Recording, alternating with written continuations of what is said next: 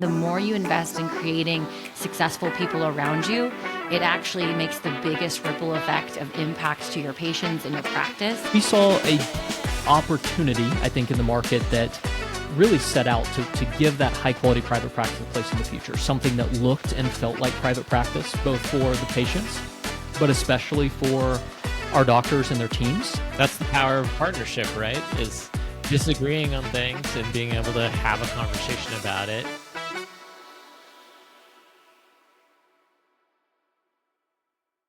All right, guys. Well, we're finally doing it, giving the world what they need, which is another podcast. So excited to be here today. I'm joined by my co-founders in Apex Dental Partners, Matt Hale, and my wife, Dr. Layla Lohmann.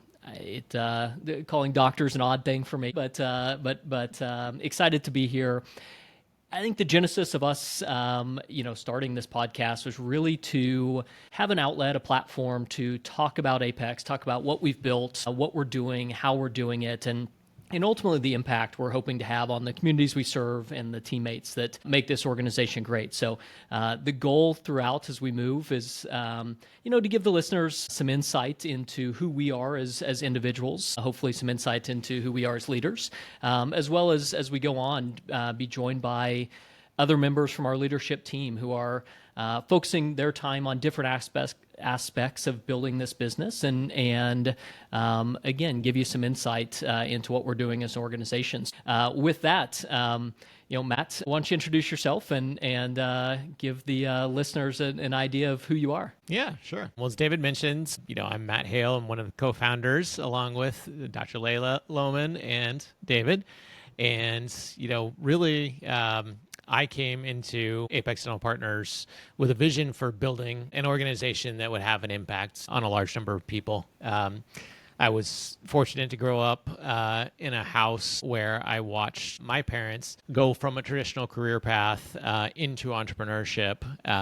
And watching that really gave me a vision for what I wanted to do with my career. So for me, it was less about, feeling like I had to start a particular business. And it was more about I had to start a business as a vehicle to do something meaningful with my life. So grew up in Tulsa, Oklahoma, as all three of us magically came together in Texas from our Oklahoma upbringings.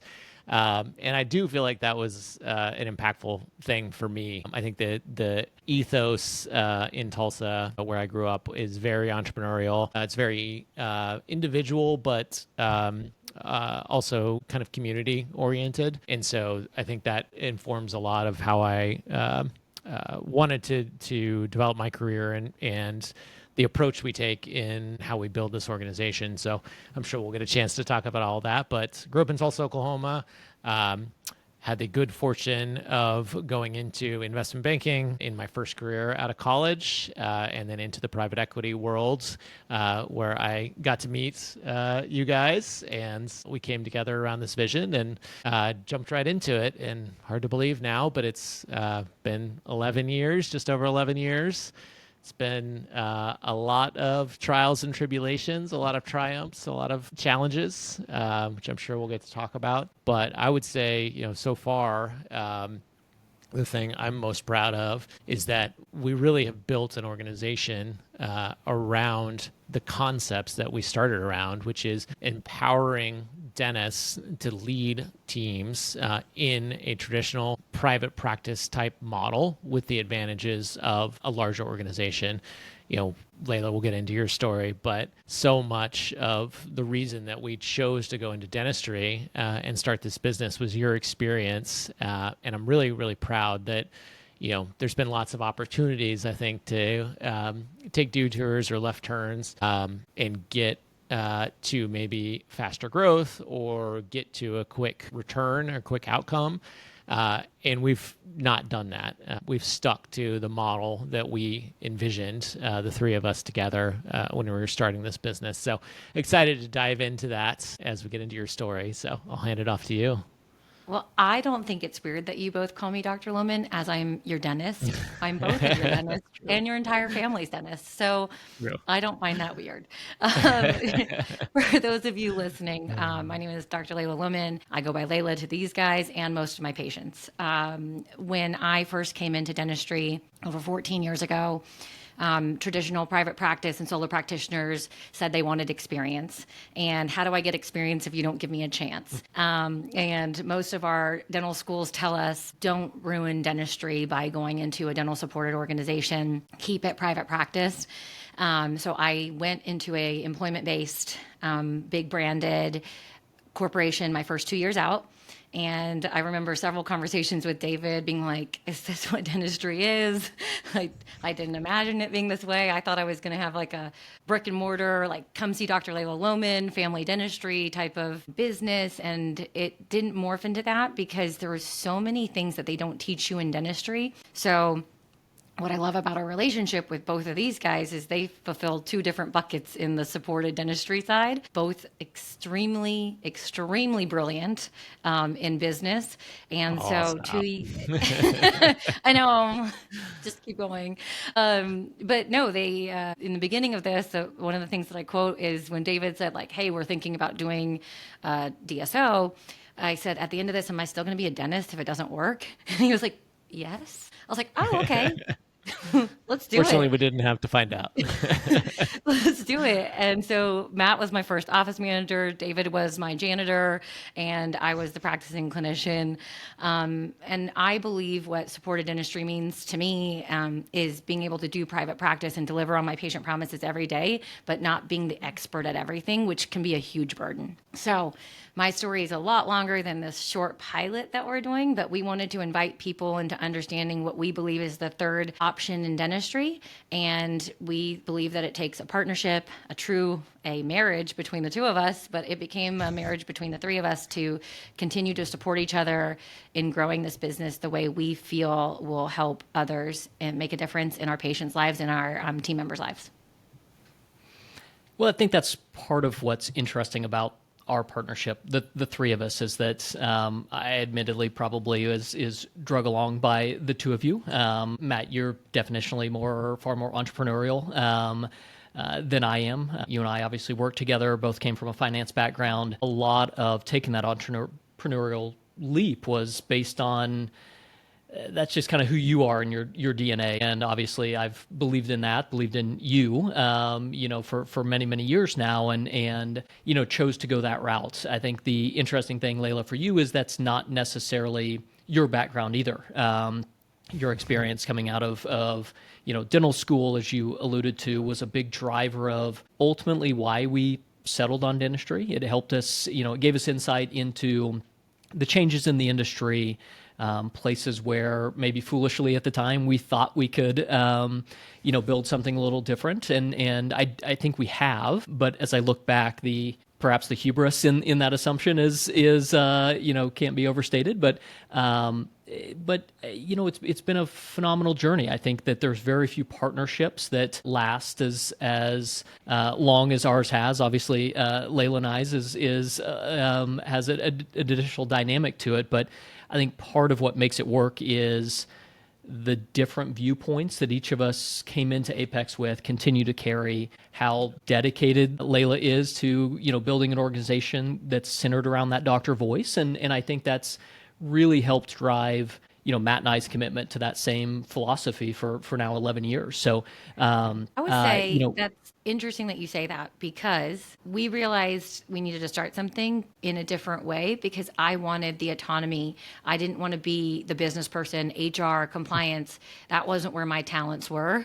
And both of you had this, economic background, finance background. So we ultimately had disagreements, but we always focused on the doctor voice. And I think it's a testament because A, we're married, and B, when we talked about how do we deliver this in a way that makes sense, it was by being a good partner. Like, we're going to disagree on things, but ultimately that's the power of partnership, right? Is disagreeing on things and being able to have a conversation about it and, ultimately shape an outcome or a viewpoint that it maybe is better than both of you came into it with, or all three of us in our case came into it with. And I can't count the number of times that we've had those conversations in those situations where we came into it with two or three different viewpoints on what the right thing to do was, and maybe most of the time came away with, you know, a totally different one that was the result of that heat and pressure and friction, right?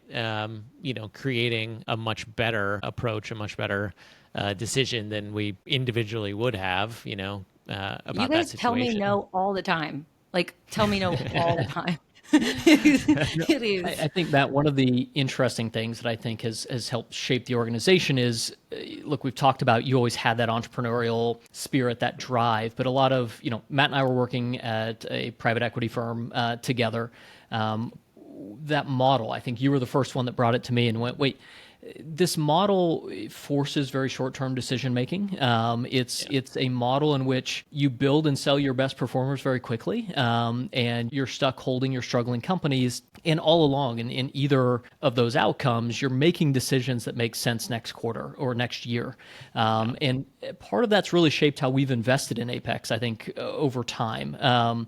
You know, it's always been longer term oriented. We weren't building something to sell. We were building something to last. We wanted to invest long term. We wanted that flexibility, that freedom to make investments, candidly, that probably drive our CFO mad some days, that absolutely make no sense this quarter or even this year. But it really has helped us build a business that I think has long term staying power in an industry that's really had its ups and downs. I mean, especially over the last 5 years.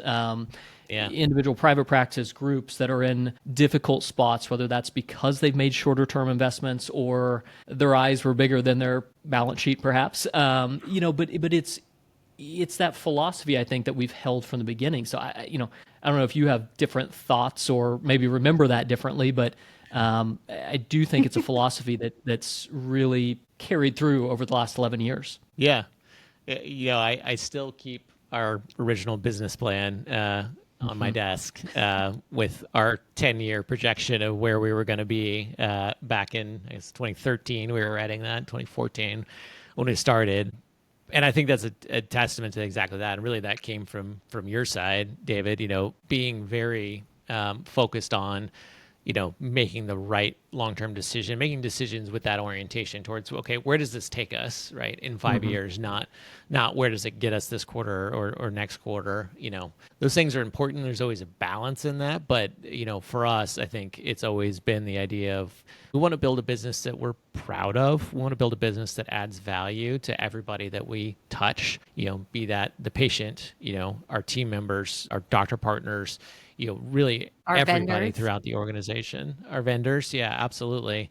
And so, you know, I think that the only way you can do that is by taking that long-term approach. You know, we've talked a lot lately about, you know, really we're evolving as an organization, right? We're becoming an education and technology company. And behind both of those, right, is a vision for the long term of how do we become, you know, an organization that is always getting better. That's been a focus from the beginning. And really that comes down to people, right, and partnerships. And the number one thing, you know, that we all, I think about when we think about partnerships is a long-term orientation. And the idea that it's okay to disagree, right? It's okay, you know, to have different viewpoints on those things, to bring it back to that point. I think that comes from that long-term orientation and that focus on, you know, we may disagree about something today. We may not get on the same page today, right? But we're going to go to bed tonight, right? We're going to marinate on it. We're going to get up. We'll talk more tomorrow. And I think that's how we approach doctor relationships, where we have different viewpoints than doctors on things, which does happen and should happen, right, in a healthy partnership. And it's how we've always approached partnerships, you know, both within our partnership, our leadership partnership, but also partnerships with leaders throughout the company, you know, where it's a blessing and a curse, I think, that it's no longer the three of us just getting things done and making it happen. You know, we are very, very fortunate to have an incredible group of people, you know, over 750, I guess, team members now, which is wild, right? about 50 of those on our sport team. So, there's a lot of these partnerships now that are functioning, I think, really well because we have tried to build that mindset and share that mindset internally of it's okay to disagree, right? As long as we're doing it in a way that's respectful and productive, like we want that disagreement. We want that creative tension, right? Because that's how we all get better. With all of that, it's maybe helpful to set the stage on Apex, what partnership means, who we are as an organization, how we grow. So I think if you go back, 11 years ago when we founded Apex, there was a coming wave of change in the industry. It had started by all accounts, but most of the capital that had come in, most of the groups that had formed at the time were this de novo model. They were expanding the pie of dentistry, if you will. They were largely moving into either suburbs, neighborhoods,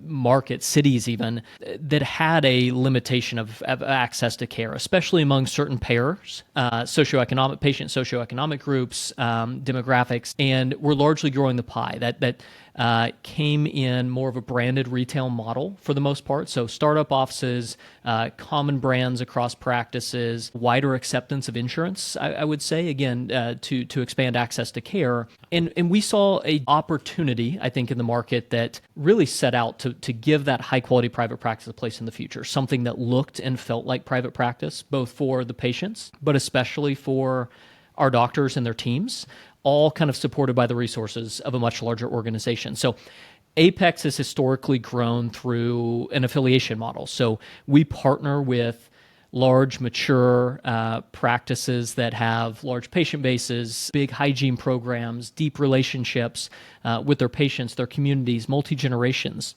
And that's been the model we've grown around for most of our history. I know as we've gotten into it more and really built density in many of our markets, we have looked at opportunities to be more opportunistic, whether that's through some de novo offices, or some maybe traditional or non-traditional, for us at least, transition models where perhaps the doctor transitions out a little sooner, but we've largely been built around that selling doctor sticking with the organization for a very long time. We'd be lying, I think, if the three of us didn't acknowledge that how much that's contributed to our success, having those doctors transition.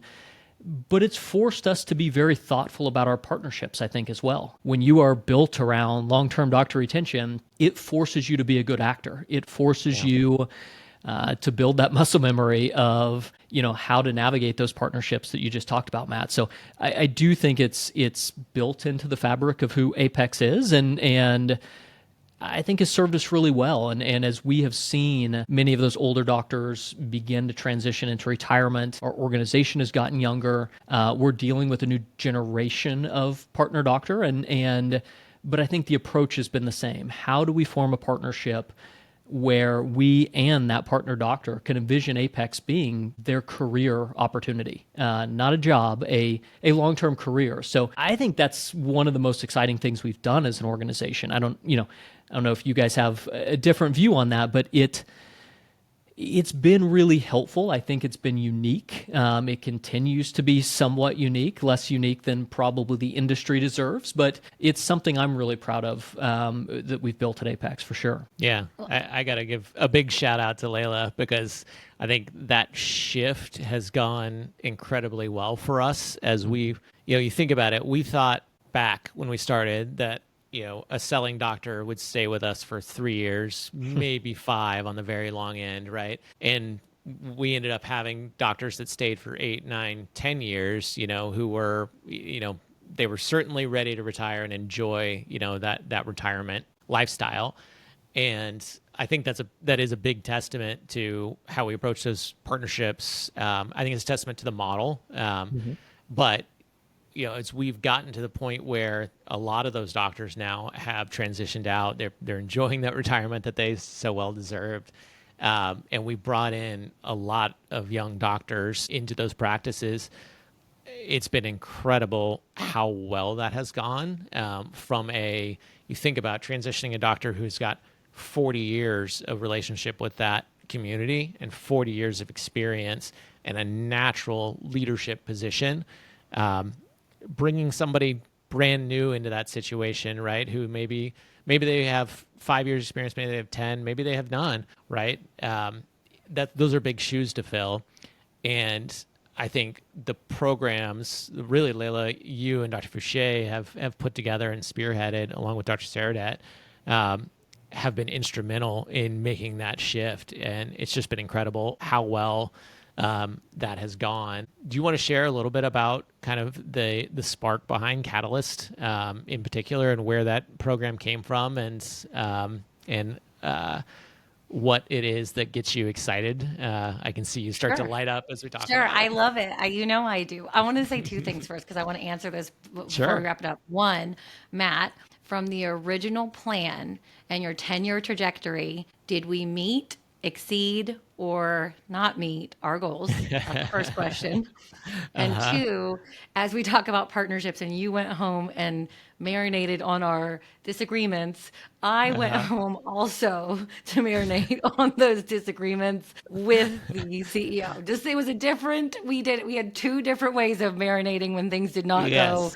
according to plan. But I will say Yes. it's a testament to both what we believe a partnership is with Apex Dental Yeah. Partners and how we approach it as a marriage. And we Oh, consider those partnerships a big part of commitment. And yeah. we have that same level of commitment to our doctors. As you guys have said, those tenured doctors thought they were going to stay for 2-3 years because they're like, oh, I'm selling. And really, they just switched what partnership was and what their roles were so they could enjoy the dentistry again. And they could enjoy not the headaches of some of the other things that you don't want to wear, those hundreds of hats. Like in our marriage, there's certain roles that he plays and there's certain roles that I play. And we take the same approach within our organization. So what you're suggesting and what you're talking about is over the last 10 years, I really let you guys take the reins and build in a systematic, education, tech driven role through the doctor voice. I've been very direct and indirect at times on what I think is the right model, but I heard what you guys said and I adjusted my efforts. And then 4 years ago I went through my own leadership journey of like what's next. And one of David's biggest things is like, what about what else you can do in your profession? Like how do you develop yourself in the profession that you chose instead of choosing another profession? And so what I did was I learned different skills, both business, leadership, and just understanding how to communicate better with my patients. And it was through that Guiding Leaders program through Glidewell that Dr. Fouché just randomly sent me an email, literally like, hey, check this out. And I thought, as I created the story in my head, he was like, damn it, I need my leadership skills to be better. That was not what he intended. He just said it looked interesting, read into it. And then it speared into a conversation with David. It's a 6-month program. It's a commitment away from my family. Are we wanting to do this? And he looks over and he's like, do you want to do it? And I was like, yes, maybe. I don't know. Should I? And then I said, like, I should. And he supports me both in my drive in dentistry and leadership and who I want to be in the organization. And after I graduated from that program, I was like, this is what supported dentistry is also supposed to be doing. Right? You guys did Yeah. the business and the HR, like you guys did everything. And we did it through the doctor voice. And then it was like, okay, this is where we need to be focusing next. And that's what created that partnership where I knew from the business side, you guys were going to ask me how much is it going to cost? Like literally every time I have a beautiful idea, the first thing is like, how much is it going to cost us? And I was like, all right, I'm not communicating this well. So I learned how to communicate it better by going and seeing what both your styles were, going to Yeah. go get vendor relationship and support to offset the costs to the company and driving both the partnerships in different ways. And then the program became this headquarter experience that ties in Apex's best practices as well as leadership drive and have that doctor entrepreneurial spirit. And then it becomes where that doctor can become equity partner. And if you bet on yourself, who's the best person to bet on? And we're going to teach you leadership through best business strategies, but also support. And we've Yeah. you guys can testament, but like we have seen that this has changed how we now approach as an education and technology driven company, where this is what supported dentistry looks like today with our best practices, your experts, your experiences continued through that doctor leadership and partnership from a practice level. And the patients start seeing an explosion in care because I'm a better communicator on my patients' conditions. And my patients accept the care I prescribe because my case acceptance is almost tripled. And I have changed nothing about how I deliver the care other than how I communicate. And I'm more clear and concise. And it's through our programs that we're helping our professionals to continue to deliver that same care to their team members and their patients. Long-winded way to say. It was plenty long-winded. Look, I think the reality is it's a program that has helped transform our business. It's made a major impact on the two cohorts of doctors that have gone through it. So, the development that you and Dr. Fouché have done there, it's probably opened our eyes into the power and necessity at the very base, but the power of development. And I know, Matt, we can spend probably an episode or two talking about Catalyst, the impact it's had, but it's dramatically transformed what you're working on the kind of development programs across the business for each individual role. How do we help people develop in their career, not out of their position? How do you become the absolute best? You're a dental assistant. You shouldn't be looking to how do I develop out of this in my career. It's how should I develop to have the best impact on my doctor, on the practice that allows for my development, my career advancement, my income potential, all of those things. So a lot of what we're working on is stemmed from this Catalyst program. Again, no doubt that we'll spend more time on as we move on to future episodes. One of my favorite things that my father-in-law says is that, if you're the best at the world at whatever you do, you're going to have an incredible life no matter what it is. Mm-hmm. So, my wife, Christy, she talks about this all the time. We tell our kids this all the time. You can do anything you want to do. And ultimately, if you're the best in the world at that thing, you're going to have an incredible life, an incredible income. You're going to do very well. So whether that's laying bricks, or whatever it is, if you're the best in the world, you can do great things with that. And I think that's so true. And for some reason, I think that's not in the ethos in dentistry. I think so many people in dentistry see, an RDA position or they see a front desk position as a stepping stone, right? They see those things as a stepping stone to an office manager or a regional manager or whatever it is, for that particular person. When in reality, there is so much impact that you can have in any of those positions. I mean, just take RDA for an example. Layla, I know you'll jump into this topic. There is so much impact that a really skilled RDA can have, not just clinically, although that is important, but from a patient relationship, from a treatment acceptance.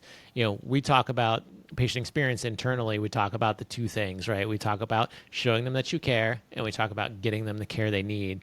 And really, you think about an RDA has almost complete control over both those things. I know the way you practice, Layla, your RDAs have a huge amount of impact on how your patient experience happens on both those levels. So I think, talk a little bit about that. But I found that empowering people in their roles and being the professional that helps keep them accountable of growth and development when they go back to their homes and, whatever their situations are, it can be daunting and it can be, to some people, draining on your energy.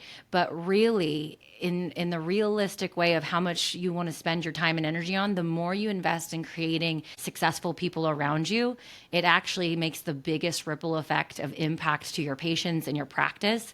So I find the majority of my time is building confidence with my team members, because the best compliment is you guys work seamlessly together. And my dental assistants will be like, she said the exact same thing, because I've empowered them to be that professional they should be. They're a clinical professional, not a registered dental assistant. That is not what defines you. That is your title.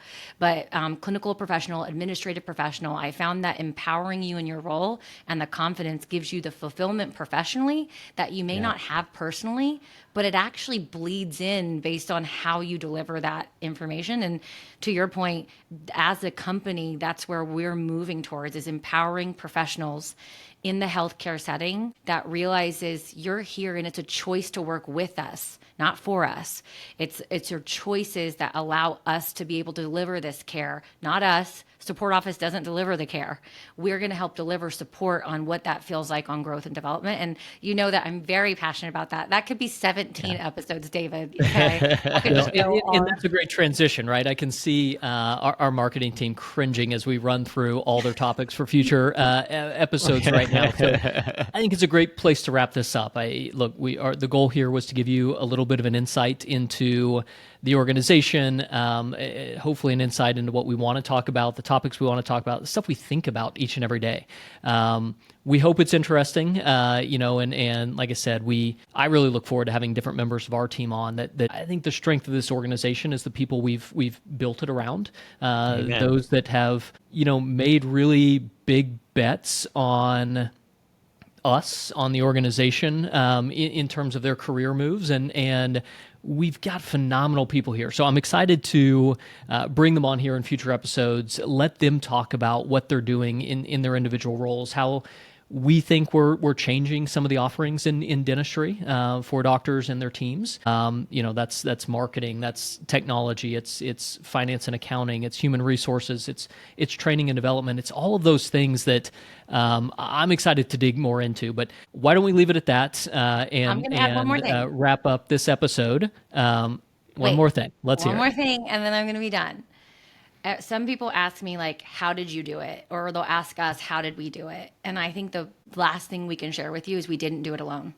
The biggest thing that we can say is I surround myself with smarter people, listen if I disagree with them, but ultimately I've never done this alone. And that's what makes this feel so safe, is that you have that support, and we want to be a part of that solution for those listening to us, that if we can impact your lives and your organizations in a different way, but ultimately our providers and our patients. So that's the last thing I'll say. No, it's a perfect wrap up. Great transition. And it's that little cliffhanger at the end of a TV episode that makes you want to go to the next one. So hopefully on the next episode, we will have one or more of those great people on, and we can dig into different aspects of this business. So with that, let us know what you want to learn about.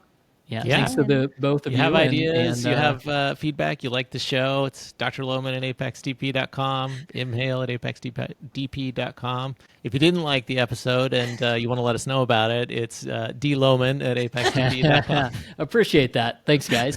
We'd love to hear from you. Again, I think we get excited about talking about this business, this industry, and ultimately, how much bright future's ahead. So with that, we will